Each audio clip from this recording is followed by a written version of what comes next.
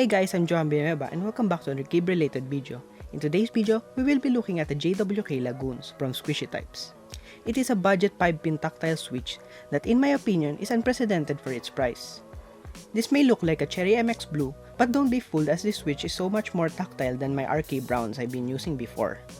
The switch is composed of a nylon top and bottom housing which does not let light pass through. The stem is made out of foam that based on Squishy Types is the same as a T1 stem. The Lagoons is a 5-pin switch which are not factory lubed. The switch bottoms out at a heavy 67 grams, comparable to other known tactiles in the market. And as I've said earlier, the Lagoons are manufactured by JWK. Here's a stock sound test of the switch on my Keymove 61 with OEM blanks from KBD fans. This is to avoid the interference with north-facing switches.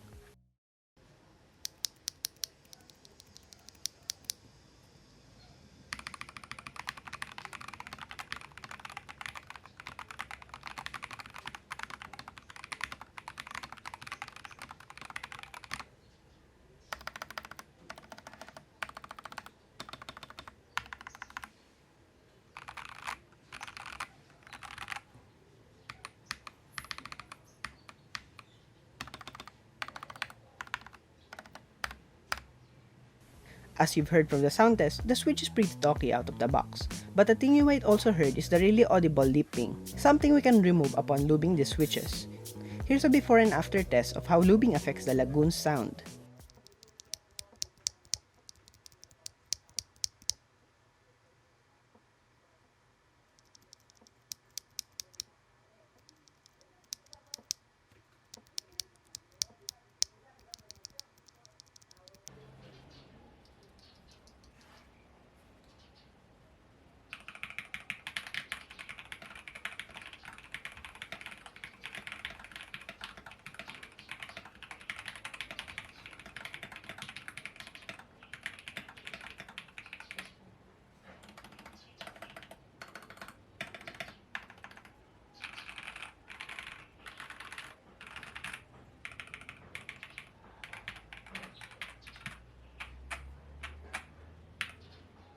Comparing it to the market, the only similar tactile switch we could compare are the ACO CS Ocean Blues and Lavenders, which clock in at 12 pesos per switch. I need to test those out before I give my final conclusions on those, but based on the matches alone, the ACO switches will produce a more clacky sound compared to the talk of the JWK Lagoons.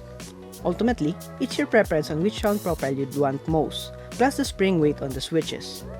So that's about it. Thanks for watching. Coming up on the channel is an unboxing and first impression of ACO's ACR series, so stay tuned.